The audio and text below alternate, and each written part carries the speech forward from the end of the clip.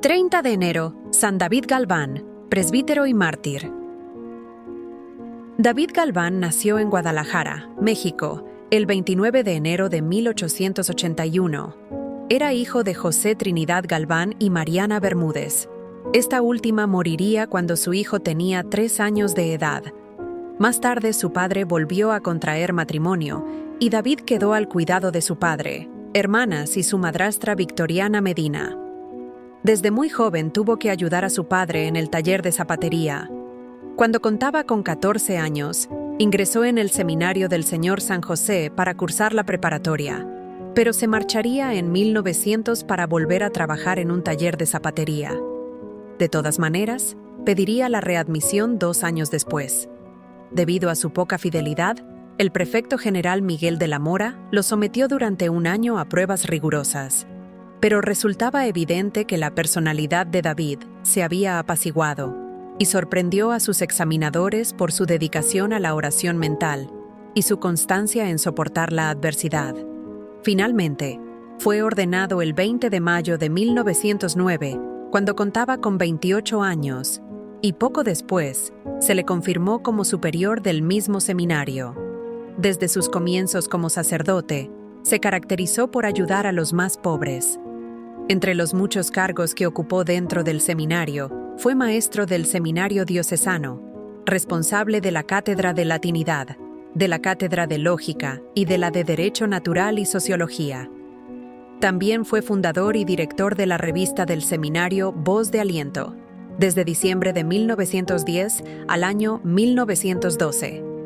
En esos mismos años, de 1909-1914, fue capellán del Hospital de San José y del Orfanatorio de la Luz de Guadalajara, pero su labor dentro del seminario se vio interrumpida cuando el arzobispo de Guadalajara, Francisco Orozco y Jiménez, lo disolvió a raíz de la detención de 120 clérigos. En 1914, mientras era vicario de Amatitán, ayudó a una jovencita que era perseguida por el militar Enrique Vera, negándole que contrajera nupcias porque ya estaba casado. Esto acarreó al padre Galván la enemistad del teniente, quien se convirtió en su verdugo. Fue aprehendido por órdenes del susodicho capitán. El arresto carecía de sustento, razón por la cual el padre David recuperó su libertad. El sábado 30 de enero de 1915, se registraron en Guadalajara violentos enfrentamientos entre hueste villistas y carrancistas. Los presbíteros David Galván y José María Araiza se dispusieron a auxiliar a los moribundos y heridos. Cuando cruzaban el jardín botánico, frente al viejo hospital de San Miguel, fueron interceptados por Enrique Vera, quien ordenó su arresto inmediato y sin juicio previo. Le condenaron a la pena de muerte. Un oportuno indulto salvó la vida del padre Araiza, pero Galván no correría la misma suerte, remitido a la calle Coronel Calderón, junto a la banda del cementerio de Belén.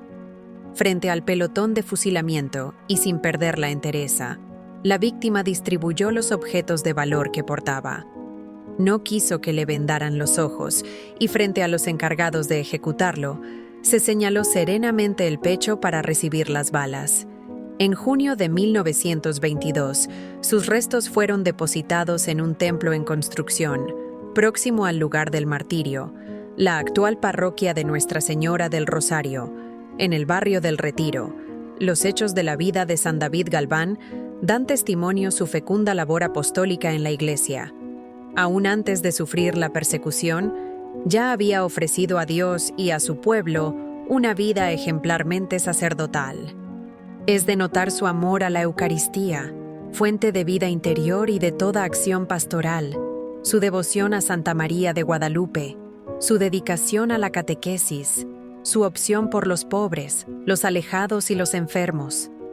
Una entrega tan generosa y una constante inmolación diaria ya había hecho de este sacerdote un auténtico testigo de Cristo, aún antes de recibir la gracia del martirio. Su entrega al Señor y a la Iglesia era tan firme que, aun teniendo la posibilidad de ausentarse de sus comunidades durante el conflicto armado, decidió, como otros muchos sacerdotes de su época, a ejemplo del buen pastor, permanecer entre los suyos para no privarlos de la Eucaristía, de la palabra de Dios y del cuidado pastoral.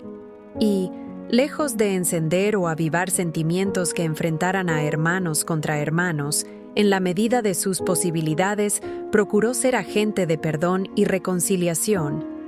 El Papa Juan Pablo II lo proclamó beato el 22 de noviembre de 1992, y él mismo presidió la ceremonia de canonización el 21 de mayo del 2000. En la homilía, el Papa subrayaba cómo la unión con Cristo, a la cual está llamado todo bautizado, no es otra cosa que un camino auténtico de santidad, válido también para nosotros hoy, aún en las situaciones más adversas. A través de la unión profunda con Cristo, iniciada en el bautismo y alimentada por la oración, los sacramentos y la práctica de las virtudes evangélicas, hombres y mujeres de todos los tiempos, como hijos de la Iglesia, han alcanzado la meta de la santidad. Son santos porque pusieron a Dios en el centro de su vida e hicieron de la búsqueda y extensión de su reino el móvil de su propia existencia. Santos porque sus obras siguen hablando de su amor total al Señor y a los hermanos, dando copiosos frutos gracias a su fe viva en Jesucristo y a su compromiso de amar como Él nos ha amado, incluso a los enemigos. David y todos los que con él fueron martirizados en aquellos tiempos, no abandonaron el valiente ejercicio de su ministerio cuando la persecución religiosa arreció en la amada tierra mexicana, desatando un odio a la religión católica. Todos aceptaron libre y serenamente el martirio como testimonio de su fe, perdonando explícitamente a sus perseguidores. Fieles a Dios y a la fe católica tan arraigada en sus comunidades eclesiales a las cuales sirvieron promoviendo también su bienestar material, son hoy ejemplo para toda la Iglesia y para la sociedad mexicana en particular. San David Galván venció gracias a la sangre del Cordero, porque despreció su vida ante la muerte. Todos los bautizados debemos estar dispuestos a confesar a Cristo ante los hombres y a seguirle, si fuera necesario por el camino de la cruz, en medio de las persecuciones que nunca faltan ni faltarán a la Iglesia.